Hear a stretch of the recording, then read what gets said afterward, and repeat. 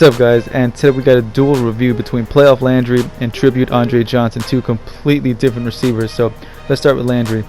5'11", 91 speed, 94 catch, 86 release, 87 jump, 90 catch in traffic, 89 spectacular, 90 elusiveness, and 92 route running with the chemistry boost, so keep that in mind.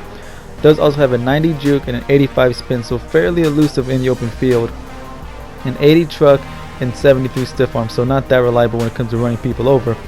But of course, the first thing that I wanted to see was his route running, and he got some pretty decent separation. Whether you put him in the slot like right there or right here, you put him out wide, doesn't really matter. Even though, of course, he is a much better slot receiver, but I'm just saying in terms of running routes and getting separation, it doesn't really matter where you put him. And you see right here, he's gonna get separation no matter what. Now this right here was so surprising because I always thought that Brandon Cooks, Tyreek Hill, guys like that could only get this kind of separation on slants and man coverage. But look at this, man. Look how much separation he's getting with only 91 speed and 90 excel. So very impressive with his speed. But of course, in my opinion, the best way to use him is, of course, to leave him in the slot, put him on a slant, and just lean on his catching in traffic. That's primarily how I used him, and I had great success with him. He is also a pretty decent run blocker. I'm not saying he's going to pancake anybody, but believe me, he can definitely hold his corner there long enough just for your running back to get room. So a solid slot receiver. And that brings us to the Tribute Andre Johnson. I do have his chemistry boost as well, so keep that in mind as well. 6'3", 89 speed, 94 catch, 93 release, 87 jump, 94 catch in traffic, 91 spectacular, 76 elusiveness, and 90 route running. He does have a pretty decent 87 stiff arm. Everything else is just so-and-so, but if you're going to lean on anything, I would say the stiff arm would be the best.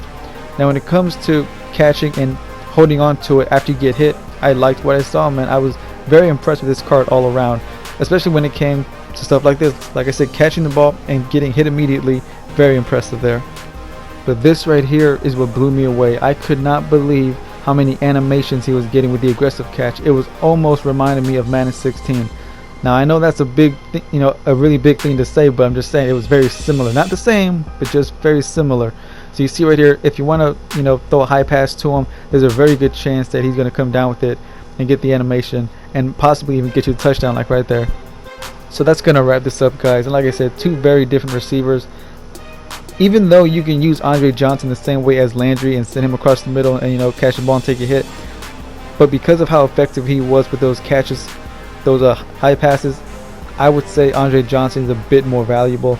But in my opinion, I'm definitely going to be keeping Andre Johnson. He's not going anywhere anytime soon. I think his strength rating has something to do with it. I might do some kind of experiment video to test that.